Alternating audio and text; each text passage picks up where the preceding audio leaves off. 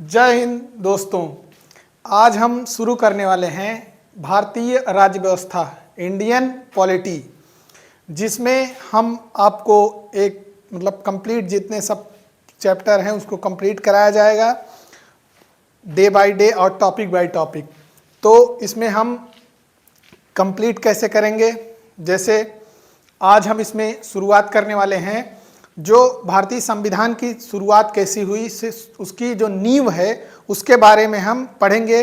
उसके नींव को पढ़ने से पहले, चूँकि हम जो आपको भी पता है कि भारतीय संविधान की शुरुआत का जो श्रेय है वो कहाँ से इसको लिया गया है और इस संविधान की बनने की शुरुआत कहाँ से हुई है, वहाँ से हम इसको देखेंगे और कंप्लीट पूरे संविधान को कंप्लीट पूरी तरीके से इसको हम देखेंगे।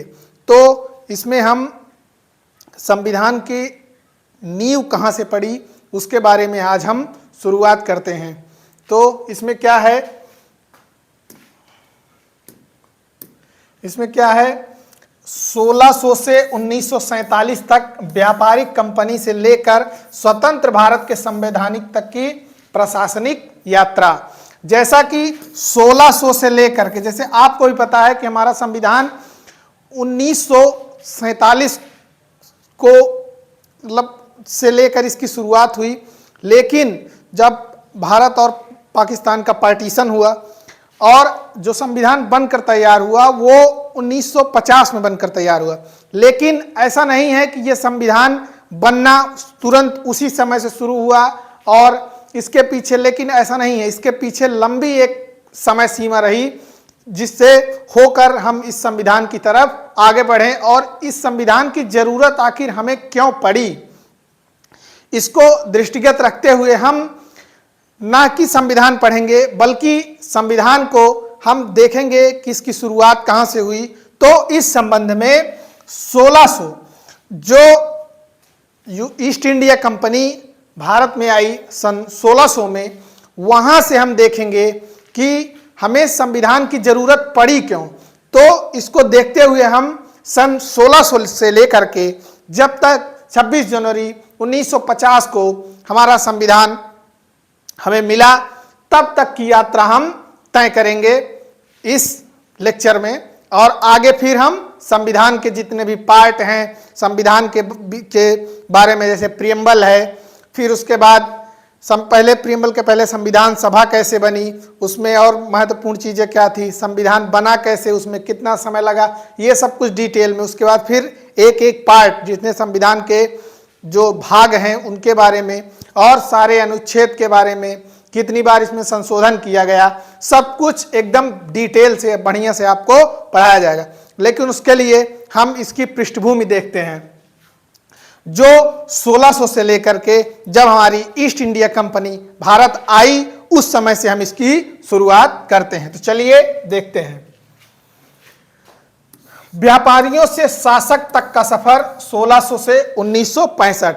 व्यापारियों से शासक तक का सफर, इसका क्या मतलब है?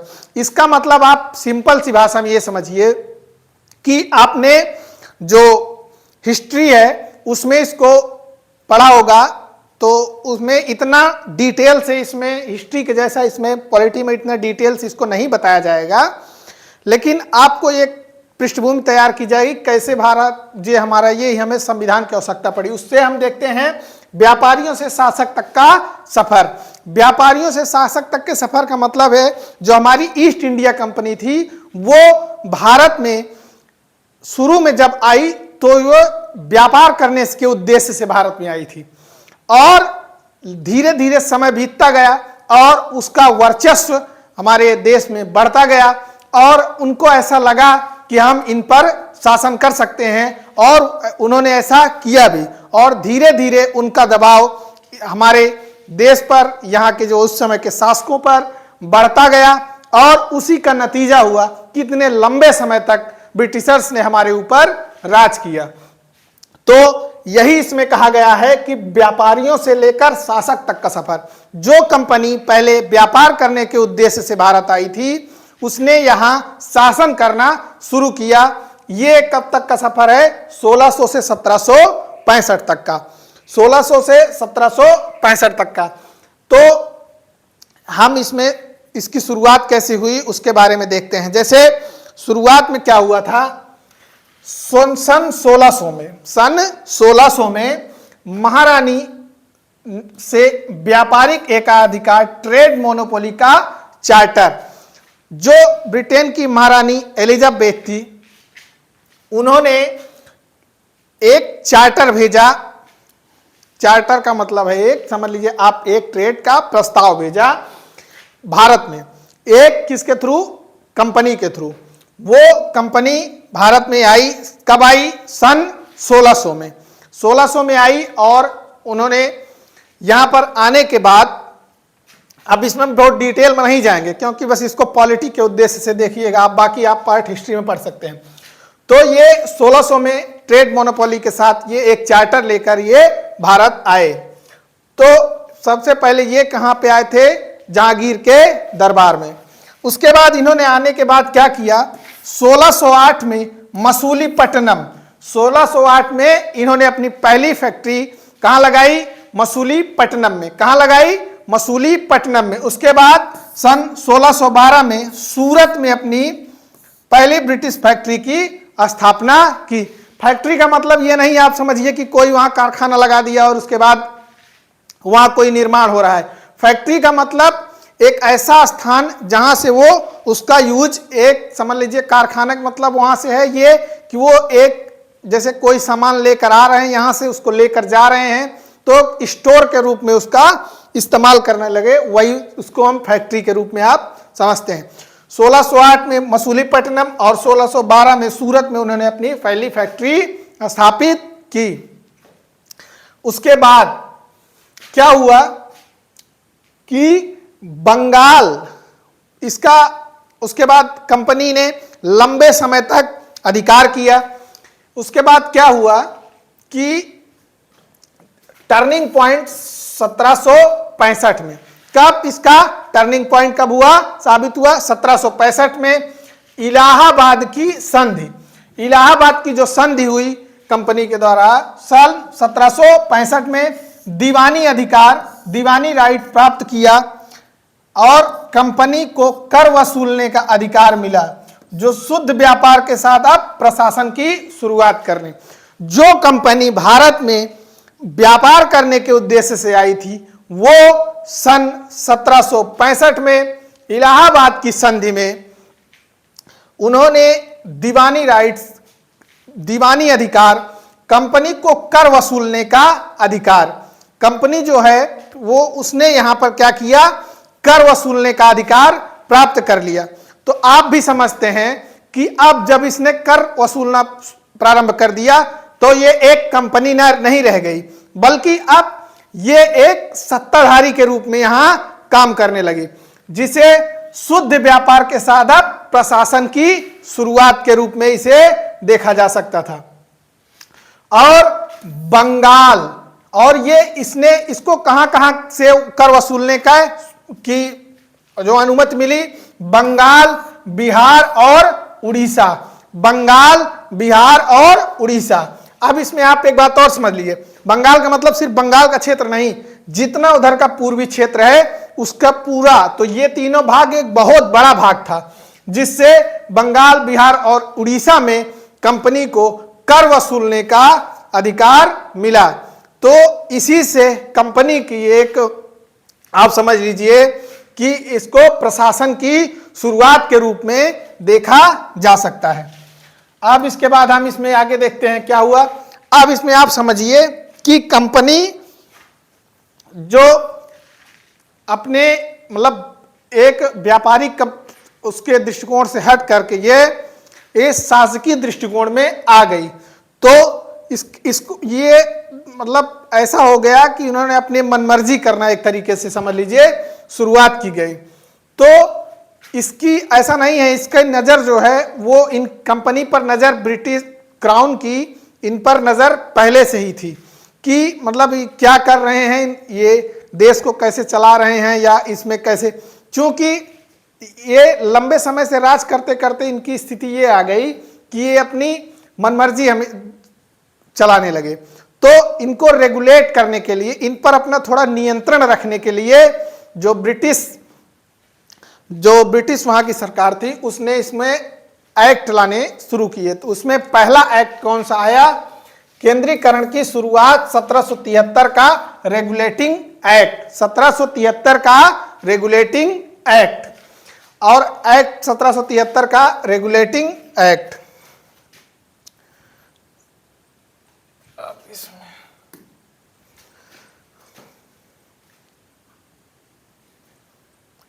देखिए जो मैंने आपको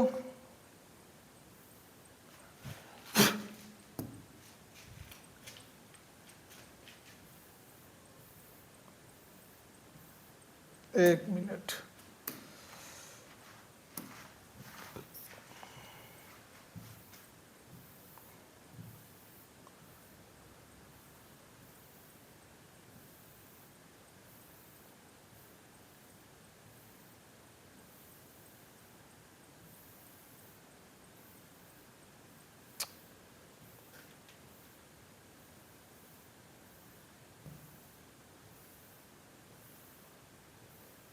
पॉज कर दिया वीडियो।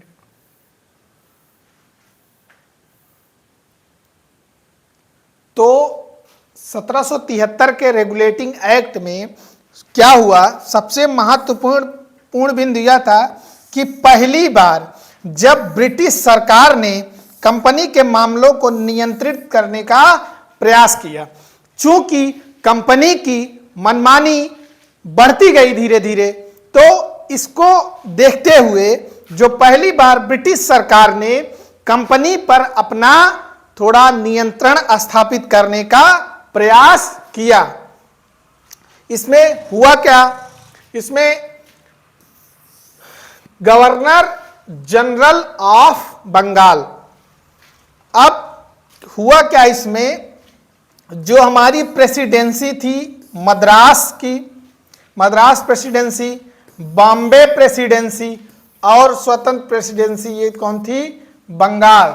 इसको इसमें हुआ क्या? जो इसमें मद्रास और बॉम्बे अब को बंगाल के अधीन कर दिया गया।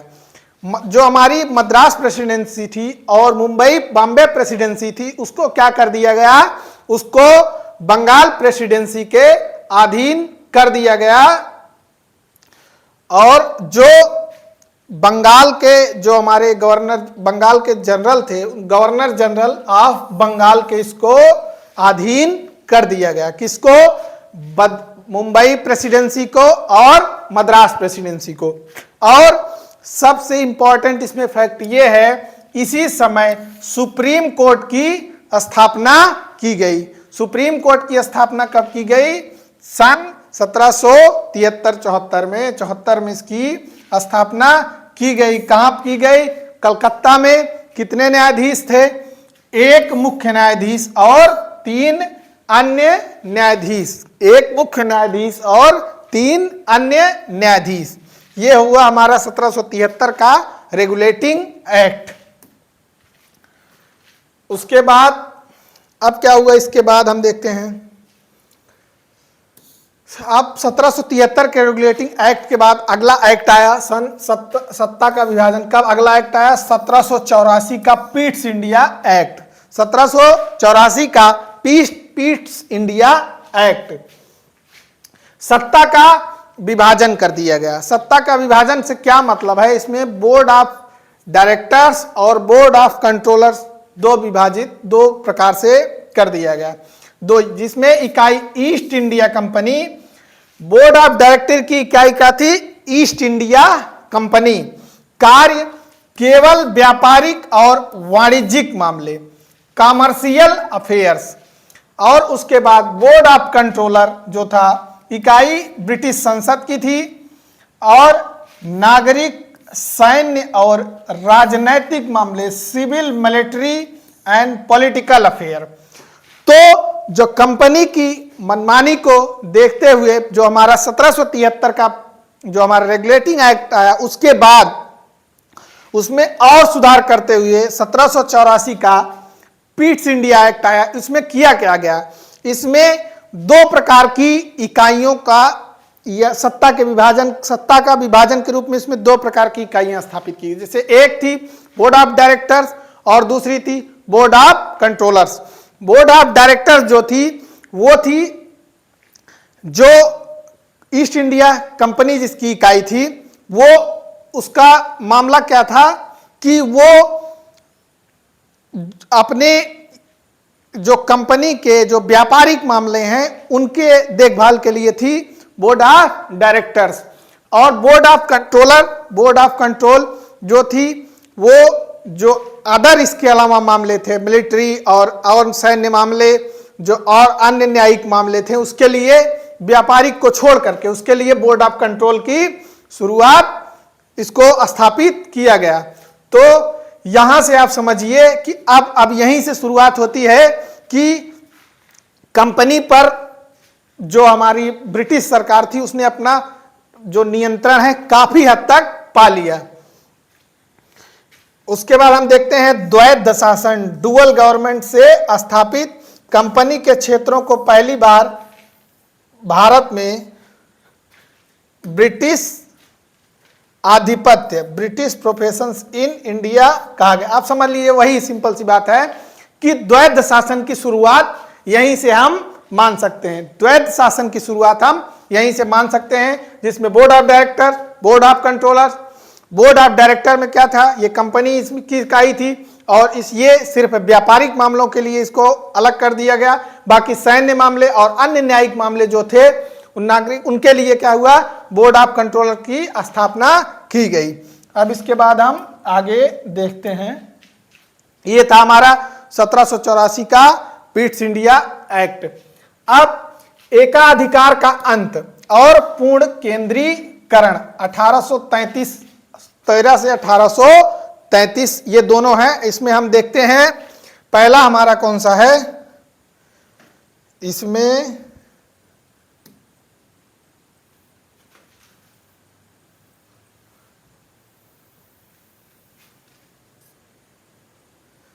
हम देखते हैं, चलिए इसमें हम देखते हैं जो 1813 का चार्टर एक्ट। इसमें हुआ क्या, कंपनी का व्यापारिक एकाधिकार समाप्त कर दिया गया। 1813 के चार्टर एक्ट में क्या किया गया, जो कंपनी की मोनोपोली थी कि वही ईस्ट इंडिया कंपनी ही व्यापार करेगी भारत में, उसके व्यापार के लिए उसके एकाधिकार को समाप्त कर दिया गया। अब इसमें हुआ क्या, केवल चाय और चीन के साथ व्यापार शेष। जो कंपनी का मोनोपोली थी वो अब सिर्फ किस पे रह गई, चाय के व्यापार पे और चीन के साथ व्यापार पे ही उसकी मोनोपोली रह गई। बाकी इससे जो इसका व्यापारिक एकाधिकार था वो समाप्त कर दिया गया और अन्य कंपनियों के लिए भी रास्ता एक तरीके से खोल दिया गया। ये इंपॉर्टेंट मतलब पॉइंट है कि किस एक्ट में हमारे कंपनी के व्यापारिक एकाधिकार को समाप्त कर दिया गया। 1813 के चार्टर में कंपनी के व्यापारिक एकाधिकार को समाप्त कर दिया गया। लेकिन इसमें एक ये है बात कि इसमें चीन और चाय के साथ, चाय और चीन के साथ जो हमारा है उसको मतलब निरंतर और आगे बढ़ाया गया, उस पे कंपनी का व्यापारिक एकाधिकार मतलब अभी रहेगा। उसके बाद हम देखते हैं अगला पॉइंट क्या था, ईसाई मिशनरियों और पश्चिमी शिक्षा को भारत में प्रवेश की अनुमति। ईसाई मिशनरियों का मतलब क्या है, जो हमारे ईसाई मिशनरी थे उनको भारत में अपने धर्म के, ईसाई धर्म के प्रचार प्रसार की अनुमति दी गई।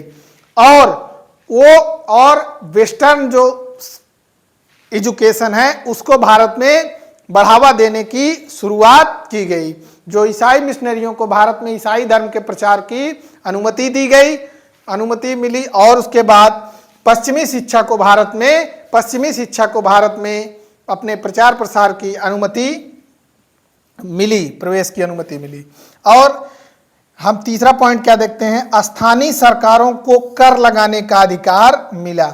और जो स्थानीय सरकारें थी उनको भी कर लगाने का अधिकार दिया गया। लेकिन एक ये आप ढोंग समझिए बस इसको, क्योंकि वो कर क्या वसूलेंगी, जो पहले से ही इतने कंगाल कर चुकी थी कंपनियां लोगों को, तो उनसे क्या ही कर वसूला जाएगा। तो ये 3 पॉइंट थे। इसमें पहला पॉइंट क्या था कि जो कंपनी की ट्रेड मोनोपोली थी, जो व्यापारिक एकाधिकार था, उसको समाप्त किया गया। उसके बाद उनके चीन और चाय के व्यापार में उनका मोनोपोली और आगे रहेगी और अन्य व्यापार के लिए उनकी मोनोपोली खत्म कर दी गई। उसके बाद ईसाई मिशनरियों को भारत में प्रचार प्रसार की अनुमति दी गई। जो वेस्टर्न एजुकेशन है उसको भारत में, अंग्रेजी शिक्षा को भारत में प्रवेश की अनुमति, उनको प्रमोट किया जाने लगा। स्थानीय सरकारों को कर वसूलने का अधिकार दिया गया। स्थानीय सरकार को कर वसूलने का अधिकार दिया गया। अब उसके बाद हम अगला देखते हैं। ये हमारा था 1813 का चार्टर। अगला चार्टर देखते हैं कौन सा है, 1833 का चार्टर एक्ट। 1833 का चार्टर एक्ट केंद्रीकरण का चरम, केंद्रीकरण का चरम के रूप में हम इसको देखते हैं। अब क्या हुआ, गवर्नर जनरल ऑफ बंगाल अब गवर्नर जनरल ऑफ इंडिया बन गया। जो एक केंद्रीकरण की शुरुआत का मतलब यह था कि जो सत्ता का जो विभाजन था वो बहुत ज्यादा ना हो करके एक केंद्रीकरण, एक ही व्यक्ति में इसको समाहित करने का काम किया गया। जिसमें हुआ क्या, गवर्नर जनरल ऑफ बंगाल को गवर्नर जनरल ऑफ इंडिया बना दिया गया। तो केंद्रीकरण की शुरुआत का ये कदम था। इसमें इसके कौन थे भारत के पहले governor general of India, Lord William Bentinck. और लॉर्ड को ये मैं नहीं मानता हूं, क्योंकि कौन से लॉर्ड, इसको आप सीधा सीधा जानिए, विलियम बेंटिक। इन्होंने हम पर इतने समय तक राज किया, तो हम लॉर्ड का शब्द इस पे नहीं रखना चाहते हैं। तो भारत के जो पहले गवर्नर जनरल ऑफ इंडिया थे वो कौन थे, विलियम बेंटिक। अगला हम देखते हैं, मद्रास और बॉम्बे से कानून बनाने की शक्ति छीन ली गई। जब आप समझ लीजिए कि जो गवर्नर जनरल थे बंगाल के, और जो उनको पहले शुरू में क्या किया गया था, आपने 1773 के एक्ट में भी देखा कि बॉम्बे जो प्रेसिडेंसी थी वो मुंबई प्रेसिडेंसी, उनको बंगाल के अधीन कर दिया गया। तो एक तरीके से सत्ता में जो उनकी शक्ति वो छीन तभी ली गई थी। और आगे चलकर क्या किया गया, मद्रास और बॉम्बे की कानून बनाने की शक्ति को छीन लिया गया। ये होगा अगला पॉइंट। आगे इसमें देखते हैं, ईस्ट इंडिया कंपनी अब एक शुद्ध प्रशासनिक निकाय, प्योरली एडमिनिस्ट्रेटिव बॉडी बन गई। ईस्ट इंडिया कंपनी अब एक प्योरली एडमिनिस्ट्रेटिव बॉडी बन गई। ये क्या है, प्रशासनिक बॉडी कंपनी कैसे बन गई, ये छोड़िए, टॉपिक सस्पेंस का है। इसमें शायद मिस टाइपिंग हो गया है इसमें। अब हम इसमें, ये हमारा था 1813 का चार्टर, और उसके बाद हम देखते हैं 1833 का चार्टर। अब ये दोनों चार्टर हमारे हो गए। अब इसके बाद हम आगे देखते हैं, विधायिका का जन्म 1833 के चार्टर के बाद अगला चार्टर आया 1853 का चार्टर। 1853 के चार्टर में हम क्या देखते हैं, जो गवर्नर जनरल ऑफ इंडिया थे, इसको दो भागों में देखा गया। एक कार्यकारी परिषद, एग्जीक्यूटिव काउंसिल, जैसे हम आज भी देखते हैं कि एक कानून जो लागू करना, मतलब जो हमारा है वो एग्जीक्यूटिव काउंसिल का है, और कानून को बनाना वो हमारी किसका पार्ट है, लेजिस्लेचर का पार्ट है, इंडियन लेजिस्लेटिव काउंसिल। इसकी शुरुआत आप उसी समय से एक मान सकते हैं, कार्यकारी परिषद, एग्जीक्यूटिव काउंसिल जो कानून लागू करेगी, और भारतीय Vidhan Parishad, Indian legislative council जो कानून बनाएगी। भारत संसद का पूर्ववर्ती रूप, जैसे अभी हमने आपको बताया कि ये एक भारतीय संसद के पूर्ववर्ती रूप की शुरुआत 1853 से ही हम मान सकते हैं, जिसमें लेजिस्लेटिव में क्या हुआ, ये लेजिस्लेटिव कानून लागू करेगी और ये एग्जीक्यूटिव कानून लागू करेगी और लेजिस्लेटिव कानून बनाएगी। ये संसद की पूर्ववर्ती क्या थी, शुरुआत थी। और इसमें क्या हुआ, महत्वपूर्ण सिविल सेवा के लिए। अब इसमें पहले इसको देखते हैं, इसमें 6 नए सदस्य शामिल किए गए। इसमें क्या हुआ, इंडियन लेजिस्लेटिव काउंसिल में 6 नए सदस्य शामिल किए गए। पहली बार स्थानीय प्रतिनिधित्व, 4 ब्रिटिश सदस्य जो भारत में रहते थे। तो इसमें क्या हुआ, पहली बार इसमें स्थानीय प्रतिनिधित्व की शुरुआत की गई। किसमें, 1853 के चार्टर में, जिसमें 6 नए सदस्य शामिल किए, जिसमें से 4 ब्रिटिश सदस्य जो भारत में रहते थे। तो ये सिर्फ एक आप इसको दिखावा मान सकते हैं, क्योंकि उनका जो कितने भी शामिल कर लें, आप इसको अभी आगे देखेंगे कि ये एक आप इसको छल ही मान लीजिए कि इनको शामिल करना ना करना कोई मतलब था नहीं, क्योंकि उनके पास कोई पावर थी नहीं और प्रतिनिधित्व भी उनका इतना कम था। तो इसमें आगे क्या हुआ, एक टॉपिक इसको महत्वपूर्ण क्या है, सिविल सेवा की शुरू के लिए खुली प्रतियोगिता, ओपन कंपटीशन शुरू की गई। भारतीयों को पहली बार प्रवेश की अनुमति मिली, यद्यपि परीक्षा लंदन में होनी थी। जो यूपीएससी की शुरुआत है, यूनियन पब्लिक सर्विस कमीशन की सिविल सेवा की शुरुआत है, उसकी सिविल सेवा की जो शुरुआत है वो खुली प्रतियोगिता, ओपन जो एग्जाम है उसकी शुरुआत की गई और उसमें भारतीयों को भी अनुमति दी गई। लेकिन इसमें था ये कि आपको एग्जाम देने के लिए लंदन जाना था। तो आप समझ सकते हैं इसकी क्या ही इसका मतलब है, कौन यहाँ से भी लंदन जाके सिविल सेवा का एग्जाम देता। तो इसकी शुरुआत आप इसको याद रखेंगे, सिविल सेवा की शुरुआत कब की गई, 1853 के चार्टर के समय। अब आगे देखते हैं। अब आप एक सब चीज समझिए, जैसे 1600 में कंपनी आई, 1600 से लेकर के 1857 तक एक रूप था जो कंपनी का शासन था, और दूसरा आप समझेंगे 1858 से 1947 तक हम देखते हैं, इसको हम क्या कहते हैं, ये इसमें हम देखते हैं ब्रिटिश क्राउन का शासन।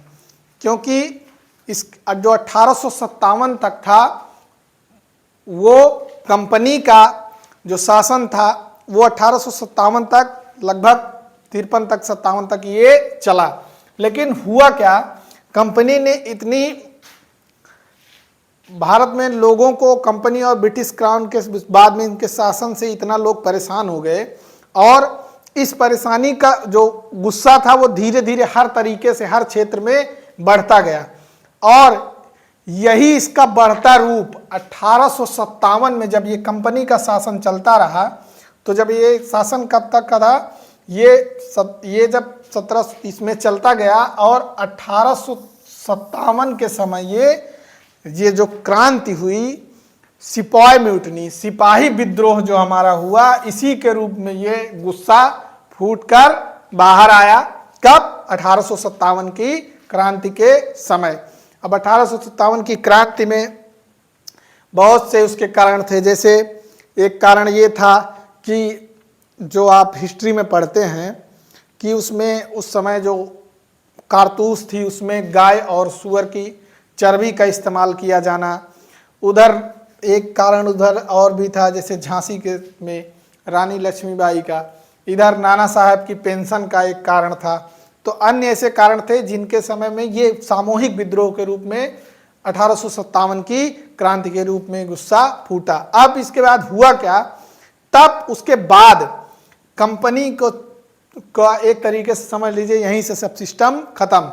अब इसके बाद होता क्या है, ताज का शासन जो ब्रिटिश क्राउन का शासन था उसकी शुरुआत की गई, विकेंद्रीकरण और प्रतिनिधित्व की ओर। विकेंद्रीकरण यानी उनका स्वायत्त, उनका खुद का शासन, कंपनी का शासन छोड़ करके ब्रिटिश क्राउन का शासन, और प्रतिनिधित्व की ओर। और प्रतिनिधित्व की ओर मतलब भारत के लोगों का इसमें भी आगे प्रतिनिधित्व किया गया। और 1947 में चलकर भारत 1947 में चलकर और बात की बात मानी गई। 1947 में भारत को मतलब पाकिस्तान से अलग किया गया। उसके बाद भारतीय संविधान बनाया गया जो 1950 में जाकर कंप्लीट हुआ, और भारत को अपना एक समझ लीजिए एक महत्वपूर्ण संविधान भारत को मिला, और भारत एक सॉवरेन राष्ट्र के रूप में अपने कार्यक्रम को आगे बढ़ाएगा। तो अब इसमें हम देखते हैं जो एक पार्ट था कंपनी का शासन वो तो हो गया। अब इसके बाद हम देखते हैं ब्रिटिश क्राउन का शासन। क्या देखते हैं? ब्रिटिश क्राउन का शासन। ताज का प्रत्यक्ष शासन, जो ब्रिटिश क्राउन था उसका प्रत्यक्ष शासन 1858 का भारत सरकार अधिनियम, 1858 का भारत सरकार अधिनियम, ब्रिटिश क्राउन का शासन। ब्रिटिश क्राउन का शासन, इसमें हम देखते क्या हैं? लंदन में भारत सचिव, secretary of state of India, British cabinet का सदस्य, ब्रिटिश संसद के प्रति जवाबदेह। इसमें दो हुआ, क्या हुआ? एक लंदन में भारत सचिव और भारत में वायसराय। लंदन में भारत सचिव और भारत में वायसराय के दो महत्वपूर्ण एक स्तंभ के रूप में स्थापित किया गया, जिससे इनका क्या था? इनको मतलब एक तरीके से ये अपनी सत्ता को वहां से देखते थे, इनके मेन स्तंभ के रूप में। लंदन में भारत सचिव और भारत में वायसराय। इसमें क्या हुआ? भारत सचिव ब्रिटिश कैबिनेट का सदस्य, ब्रिटिश संसद के प्रति जवाबदेह। अब इसके बाद सहायता के लिए 15 सदस्यीय सलाहकार समिति, एडवाइजरी काउंसिल कितने की थी? 15 सदस्यों की सदस्य सलाहकार समिति थी ये एडवाइजरी समिति। उसके बाद हम आगे देखते हैं इसमें, उसके बाद भारत में देखते हैं जो वायसराय था, क्राउन का प्रत्यक्ष प्रतिनिधि, जो ब्रिटिश क्राउन था उसका प्रत्यक्ष प्रतिनिधि था, और लॉर्ड कैनिंग बने भारत के प्रथम वायसराय। भारत के प्रथम वायसराय कौन बने? Lord Canning. लॉर्ड कैनिंग बने भारत के प्रथम वायसराय। निर्णय 1858 की द्वैध शासन प्रणाली, court of director and board of control और ईस्ट इंडिया कंपनी का शासन पूरी तरह से समाप्त कर दिया गया। ये तो हम आपको पहले ही बता चुके हैं कि इसका शासन पूरी तरह से समाप्त कर दिया गया। अब इसमें हम ये देखते हैं, जैसे इसमें देखते हैं आप ब्रिटिश क्राउन को, ब्रिटिश क्राउन के दो मुख्य स्तंभ थे, एक लंदन में एक भारत में। लंदन में भारत सचिव, secretariat of state of India, Bharat में वायसराय। भारत का पहला वायसराय एग्जाम के तौर पर आप जानेंगे कौन था? Lord Canning. ये कई बार एग्जाम में पूछा गया, आगे भी पूछा जा सकता है। तो इतना हो गया, ये हमारा 1858 का अधिनियम हो गया। इसके बाद हम देखते हैं इसमें क्या था? सत्ता की वापसी और भारतीयों का प्रवेश 1861 से 1892। अब इसमें 1861 की वापसी और भारतीयों का प्रवेश कैसे? इसमें जो उनके क्राउन का शासन था उसमें भारतीयों का प्रवेश कैसे किया जाए, चूंकि यह मांग लगातार उठती रही कि हमें यह देश हमारा है और इसमें प्रतिनिधित्व भी हमारा होना चाहिए। तो इसके लिए आगे हम देखते हैं क्या है। 1861 के इंडिया काउंसिल एक्ट में विकेंद्रीकरण की शुरुआत, मद्रास और बॉम्बे को उनकी विधायी शक्तियां वापस मिली। जो विधायी शक्तियां इनसे ले ली गई थी बॉम्बे प्रेसिडेंसी से और मद्रास प्रेसिडेंसी से, बॉम्बे प्रेसिडेंसी और मद्रास प्रेसिडेंसी से जो इनकी शक्तियां वापस ले ली गई थी उनको वापस मिली। अब वायसराय को आपातकाल में 6 महीने के लिए अध्यादेश ऑर्डिनेंस जारी करने की शक्ति दी गई। जो वायसराय थे उनको 6 महीने के लिए अध्यादेश जारी करने की शक्ति दी गई। आप इसमें ज़्यादा दिमाग मत लड़ाएंगे, आप इसमें एक तरीके से आप समझिए रट्टा मारिए, क्योंकि ये चीज़ें वैसी हैं, इसमें बहुत ज़्यादा इसमें दिमाग लगाने की ज़रूरत नहीं है। अब ये अगला पार्ट, इसमें क्या देखते हैं अगला? परिषद। ये पहले आपातकाल की जो शक्ति है वो 6 महीने के लिए किसको दी गई? वायसराय को। अब देखते हैं आगे। परिषद में 3 भारतीयों और गैर सरकारी सदस्यों के रूप में नॉमिनेट किया गया। परिषद में 3 भारतीय सदस्यों को गैर सरकारी सदस्यों के रूप में नॉमिनेट किया गया। परिषद में 3 भारतीय सदस्यों को गैर सरकारी सदस्यों के रूप में नॉमिनेट किया गया, जिसमें बनारस के राजा, पटियाला के महाराजा और सर दिनकर राव, जिसमें बनारस के राजा, पटियाला के राजा और सर दिनकर राव, 3 गैर सरकारी सदस्यों को इसमें शामिल किया गया 1861 के अधिनियम में।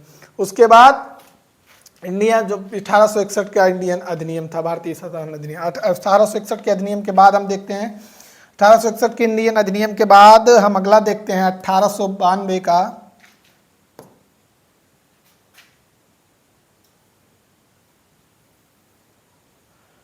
अगला हम देखते हैं 1892 का इंडिया काउंसिल एक्ट। 1892 का इंडिया काउंसिल एक्ट। 1892 का इंडिया काउंसिल एक्ट। 1892 के इंडिया काउंसिल एक्ट में अप्रत्यक्ष चुनाव, इनडायरेक्ट इलेक्शन के सिद्धांत की पहली बार शुरुआत की गई। तो 1892 में जो इंडिया काउंसिल एक्ट था उसमें अप्रत्यक्ष चुनाव की शुरुआत की गई। कब की गई? 1892 के इंडियन एक्ट में जो है अप्रत्यक्ष चुनाव की शुरुआत की गई। केंद्रीय और प्रांतीय विधान परिषदों का आकार बढ़ाया गया। केंद्रीय और प्रांतीय विधान परिषदों के आकार को बढ़ाया गया। आगे हम देखते हैं। इसके बाद विधान परिषदों को बजट पर बहस करने और कार्यपालिका में प्रश्न पूछने का सीमित अधिकार मिला।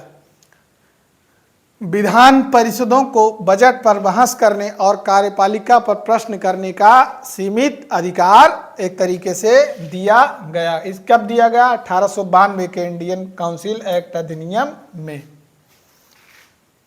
अब उसके बाद हम देखते हैं, आगे देखते हैं चुनाव और विभाजन के बीच 1909 का, ये इंपॉर्टेंट है, 1909 का मार्ले मिंटो सुधार और 1919 का जो था अधिनियम, ये दोनों बहुत इंपॉर्टेंट है। इसमें हम क्या किए देखते हैं, विस्तार। केंद्रीय विधान परिषद के सदस्यों की संख्या 16 से बढ़ाकर कितनी कर दी गई? केंद्रीय विधान परिषद में सदस्यों की संख्या 16 से बढ़ाकर 60 कर दी गई। केंद्रीय विधान परिषद में सदस्यों की संख्या 16 से बढ़ाकर 60 कर दी गई। कितनी कर दी गई? 16 से बढ़ाकर 60 कर दी गई। उसके बाद इसमें हुआ क्या? कार्यकारी प्रवेश देखे गए। सत्येंद्र प्रसाद सिन्हा वायसराय की एग्जीक्यूटिव काउंसिल में शामिल होने वाले पहले भारतीय बने। सत्येंद्र प्रसाद सिन्हा वायसराय की काउंसिल में शामिल होने वाले पहले सदस्य पहले भारतीय सदस्य बने। लॉ मेंबर, पहले भारतीय सदस्य बने। कौन? सत्येंद्र प्रसाद सिन्हा। अब जो इसको याद क्यों रखते हैं? क्योंकि आप विभाजित भारत की जो अंग्रेजों ने नींव रखी वो 1919 के मार्ले मिंटो एक्ट से ही रखी। चूंकि मतलब इनकी नीति और नियत, ये जब से भारत में आए ये ईस्ट इंडिया कंपनी, तभी से इनकी नीति और नियत दोनों एक तरीके से समझिए खराब ही थी। और इसके रूप में इन्होंने किया क्या? ये भारत को विभाजित करने का प्रयास किया गया, जिसमें इन्होंने क्या किया? पृथक निर्वाचन मंडल, सेपरेट इलेक्टोरेट, इसकी शुरुआत की। मुस्लिम सदस्यों का चुनाव केवल मुस्लिम मतदाता ही कर सकते थे। तो आप समझिए कि इन्होंने मतलब देश को तोड़ने का प्रयास सर्वप्रथम यहीं से शुरू किया। ये शुरू तो इनके मन में पहले से ही था, लेकिन अब इनके सामने आया जाकर के, क्योंकि मुस्लिम सदस्यों का चुनाव केवल मुस्लिम मतदाता ही कर सकते थे। ये क्या हुआ? पृथक निर्वाचन मंडल। अभी एग्जाम में पूछ सकता है पृथक निर्वाचन मंडल की शुरुआत कब की गई? 1919 के मार्ले मिंटो सुधार, मार्ले मिंटो एक्ट में। अब इस मार्ले मिंटो एक्ट में अब ये हुआ, मुस्लिम सदस्यों का जो है केवल मुस्लिम सदस्य चुन सकते थे। इसने भारत में सांप्रदायिकता को वैधानिक मान्यता दे दी। वही तो कह रहे हैं। अब जब आप ऐसे कर देंगे मुस्लिम को केवल मुस्लिम चुन सकते हैं, तो ये आप समझ लीजिए एक सांप्रदायिकता को जो है और एक मतलब विभाजन की आप एक तरीके से वैधानिक नींव रख रहे हैं। तो इन्होंने ये इसमें पीछे नहीं थे कभी। लार्ड फार्ड छोड़ो, मिंटो को सांप्रदायिक निर्वाचन का जनक कहा जाता है। तो वैसे भी जान लीजिए मार्ले मिंटो को मार्ले मिंटो सुधार जो था, तो मिंटो को सांप्रदायिक जो निर्वाचन है उसका जनक कहा जाता है। क्या कहा जाता है? सांप्रदायिक निर्वाचन का जनक कहा जाता है। किसको? मिंटो को सांप्रदायिक निर्वाचन का जनक कहा जाता है। क्या कहा जाता है? मिंटो को सांप्रदायिक निर्वाचन का जनक कहा जाता है। ये हमारा हो गया 1909 का एक्ट। उसके बाद हम आगे देखते हैं प्रांतों में द्वैध शासन डायरेक्टली 1919 का मॉन्टेग्यू चेम्सफोर्ड एक्ट। ये देखते हैं। अब 1919 का मार्लेमेंटो एक्ट देखते हैं। अब आगे देखते हैं 1919 का क्या था? Montagu Chelmsford Act. उद्देश्य उत्तरदायी सरकार, रिस्पॉन्सिबल गवर्नमेंट।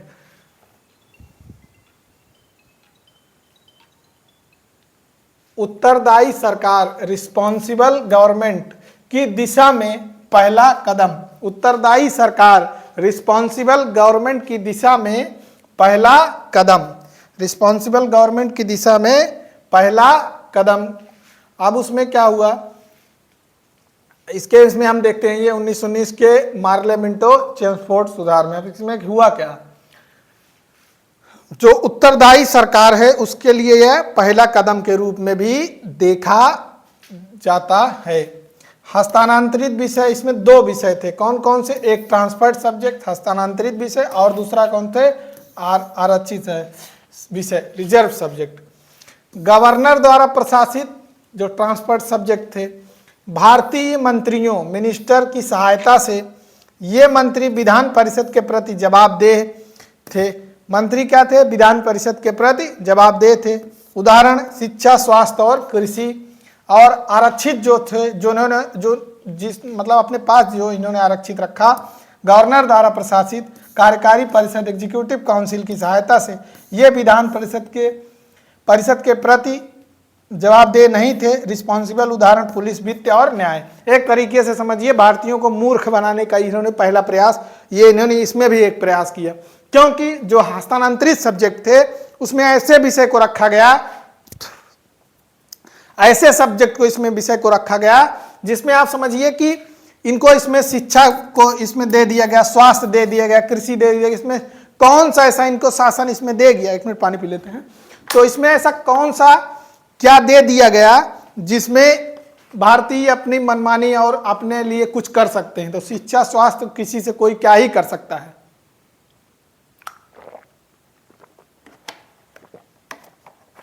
और इन्होंने और परिषद के प्रति जो थे विधान परिषद के प्रति जवाबदेही भी इसमें तय की गई। तो इससे कुछ नहीं, इसका मतलब। और जो आरक्षित सब्जेक्ट थे जिसमें मुख्यतः वित्त और न्याय थे, इन्होंने ये वित्त और न्याय इन्होंने अपने पास रखा।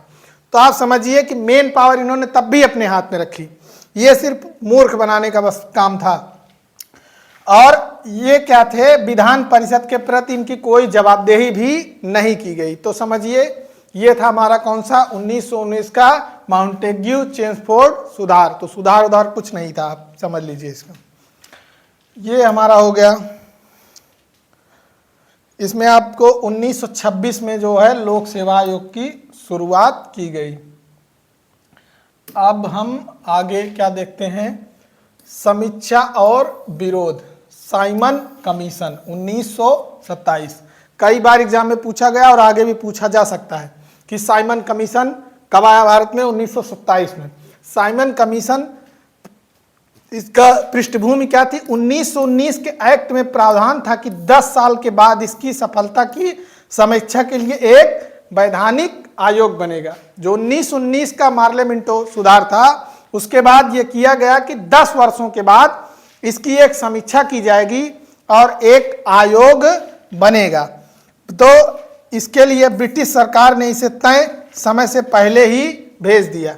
तो 1919 से आप 10 साल और देखिए लगभग 1929, लेकिन ब्रिटिश सरकार को पता नहीं किस बात की जल्दी थी, 2 साल पहले इसको भेज दिया। हुआ क्या? इसमें आयोग में कुल 7 सदस्य थे। साइमन कमीशन का जो आयोग था उसमें कुल 7 सदस्य थे। सभी सदस्य श्वेत थे, सभी ब्रिटिश सदस्य थे। तो ऐसे कमीशन का क्या ही मतलब जिसमें कोई सी भारतीय का प्रतिनिधित्व ना हो। इसी को लेकर के आगे इसका पूर्ण रूप से विरोध किया गया। अब इसमें हुआ क्या क्या क्या भारतीयों के लिए कानून का विश्लेषण होना था, लेकिन इसमें कोई भारत का प्रतिनिधित्व नहीं था। जब भारत का कोई प्रतिनिधित्व इसमें नहीं था, किसी भारतीय का इसमें योगदान, और इसमें समझ लीजिए उसमें जितने सदस्य थे सब ब्रिटिशर्स थे, ये कौन सा कानून ये ऐसा बनाएंगे जिसमें भारतीयों के लिए कानून बनेगा। तो इसी के परिणाम स्वरूप क्या हुआ, परिणाम स्वरूप पूरे देश में साइमन कमीशन को क्या कहा गया, एक मिनट, एक मतलब इसी के संदर्भ में हम देखते हैं साइमन कमीशन का पुरजोर पूरे भारत में विरोध किया गया। अब इसको कहा गया साइमन कमीशन का गोरे लोगों का बैंक से इसको संबोधित किया गया नारों के साथ, और भारी विरोध किया गया इसका, पूरे देश में भारी विरोध किया गया। और साइमन कमीशन का पूर्ण जो साइमन कमीशन था इसका पूर्ण बहिष्कार किया गया। साइमन कमीशन का पूर्ण बहिष्कार किया गया। साइमन कमीशन का पूर्ण बहिष्कार किया गया। चूंकि जो इसके सदस्य थे उसमें से एक भी भारतीय नहीं था, तो ऐसा कौन सा ही कानून बनाएंगे जो भारतीयों के हित में होगा। इसी के लिए इसका विरोध किया गया और इसका पूर्ण बहिष्कार किया गया। अब आगे हम इसमें देखते हैं, अब इसमें देखते हैं अगला हमारा जो है सबसे महत्वपूर्ण संविधान का आधार, जो भारत का संविधान है उसकी नींव है। क्या है उसकी नींव है 1935 का भारत सरकार अधिनियम। जो 1935 का भारत सरकार अधिनियम है वो भारतीय संविधान की नींव है। क्योंकि अभी आगे चलकर आप देखेंगे कि जब आप संविधान पढ़ेंगे तो उसमें देखेंगे कि संविधान का मैक्सिमम हिस्सा, जैसे कि इसमें बताया गया है 50% हिस्सा, 50% से अधिक हिस्सा ही, लगभग 60% के आसपास हिस्सा इसी भारत सरकार अधिनियम से लिया गया है। तो भारत सरकार अधिनियम सबसे महत्वपूर्ण है संविधान के दृष्टिगत, चूंकि इसको एक समझ लीजिए आधा से अधिक संविधान 60% हिस्सा इसी से लिया गया है। इसमें होगा फेडरल कोर्ट, स्वतंत्रता के बाद भारत सरकार का सुप्रीम कोर्ट बना। फेडरल कोर्ट की स्थापना स्वतंत्रता के बाद भारत सरकार का सुप्रीम कोर्ट बना। रिजर्व बैंक ऑफ इंडिया, इसी के आधार पर देश की मुद्रा, आरबीआई की जो स्थापना है, देश की मुद्रा और साख का नियंत्रण, ये हो गया। उसके बाद पब्लिक सर्विस कमीशन, संघीय, प्रांतीय और संयुक्त लोक सेवा आयोग, जो यूपीएससी, स्टेट पीएससी, इसकी शुरुआत इसी से की गई। ये किससे, भारत सरकार अधिनियम 1935 से। और उसके बाद प्रशासनिक बदलाव इसमें क्या हुआ, प्रांतों में द्वैध शासन, डायरकी को समाप्त कर दिया गया। प्रांतीय स्वायत्ता, प्रोविजनल ऑटोनॉमी की शुरुआत की गई। जो प्रोविजनल ऑटोनॉमी की शुरुआत की गई और जो प्रांतों में द्वैध शासन को समाप्त किया गया। उसके बाद आगे देखते हैं, वायसराय को अवशिष्ट शक्तियां, रेसिड्यूरी पावर दी गई। वायसराय को अवशिष्ट शक्तियां इसमें प्रदान की गई, ये 1935 के अधिनियम में। उसके बाद आगे इसमें देखते हैं, बर्मा को भारत से अलग किया गया और नए प्रांत सिंध और उड़ीसा बने। बर्मा जो है म्यांमार, उसको भारत से अलग किया गया और नए प्रांत सिंध और उड़ीसा, इसमें नए प्रांत सिंध और उड़ीसा बने। ये हमारा हो गया 1935 का अधिनियम। ये 1935 का अधिनियम चूंकि भारतीय संविधान का आधार है, जब आगे हम संविधान को इसमें पढ़ेंगे, आगे उसकी नींव को पढ़ेंगे, तो उसमें देखेंगे 1935 को हम डिटेल से पढ़ेंगे, उसमें क्या ऐसा क्या क्या 1935 से लिया गया, 1935 के अधिनियम से, और भारत के जो हमारा संविधान है उसमें समाहित किया गया। किसको, इसको 1935 के अधिनियम को। आगे हम देखते हैं स्वतंत्रता और विभाजन, 1947 का अधिनियम। जो अधिनियम 1947 का था वो क्या था, चूंकि 1947 के अधिनियम में अंतिम परिणाम, भारत में ब्रिटिश शासन पूरी तरीके से समाप्त हो गया। भारत में जो ब्रिटिश शासन था पूरी तरीके से समाप्त हो गया। माउंटबेटन प्लान के तहत ब्रिटिश इंडिया का भारत और पाकिस्तान दो स्वतंत्र डोमिनियन में विभाजन किया गया। माउंटबेटन योजना के तहत जो ब्रिटिश इंडिया का जो था उसको दो डोमिनियन स्टेट में क्या किया गया, विभाजन किया गया। कौन से थे? भारत और पाकिस्तान में इनका विभाजन किया गया। किससे? माउंटबेटन योजना से। तो ये एग्जाम में आपसे पूछ सकता है किसके तहत इसका विभाजन किया गया, माउंटबेटन योजना। अब इसके बाद आगे देखते हैं, भारत सचिव सेक्रेटरी ऑफ स्टेट का कार्यालय हमेशा के लिए समाप्त हो गया। जो भारत सचिव का कार्यालय और उनकी समय सीमा जो है, भारत सचिव का कार्यालय पूरी तरीके से भारत में समाप्त हो गया। और ये जो बेड़ियां देख रहे हैं ये क्राउन की बेड़ियां थी, ये हमेशा के लिए जो है वो टूट गई और जो ब्रिटिश का शासन था वो हमारे देश से हमेशा के लिए समाप्त हो गया। भविष्य की ओर अध्याय 2 क्या है? स्वतंत्र भारत का संविधान लिखने के लिए संविधान सभा कॉन्स्टिट्यूएंट असेंबली को संप्रभु शक्ति दी गई। अब इसमें क्या हुआ, भारत जो है वो पूर्ण स्वतंत्रता की ओर बढ़ा और संविधान की बनाने के लिए संविधान सभा की को पूर्ण संप्रभु का मतलब है आप अपने में संप्रभु हैं, आपके ऊपर एक सोवरेन राष्ट्र, आपके ऊपर किसी का कोई दबाव नहीं है। और इसी से हम एक देखते हैं एक युग का प्रारंभ हुआ और आगे चलकर भारत का संविधान बना और उसी के संविधान को लेकर के भारत एक निरंतर विकसित राष्ट्र की ओर आगे चला बढ़ रहा है। तो ये हमारा हो गया जो एक्ट हम देखते हैं 1600 से कैसी इसकी नींव पड़ी और जो हमारा क्या था, कंपनी का शासन था, उसके बाद ब्रिटिश क्राउन का शासन था, इसके बाद 1935 का अधिनियम, 1947 का अधिनियम। अब आगे हम संविधान की नींव उसमें क्या था, कौन से देश से क्या लिया गया, जिससे क्योंकि संविधान कितने देशों के संविधान से मिलाकर कैसे बनाया गया, इसको आगे हम डिटेल में देखेंगे। चलिए तब तक के लिए धन्यवाद, जय हिंद।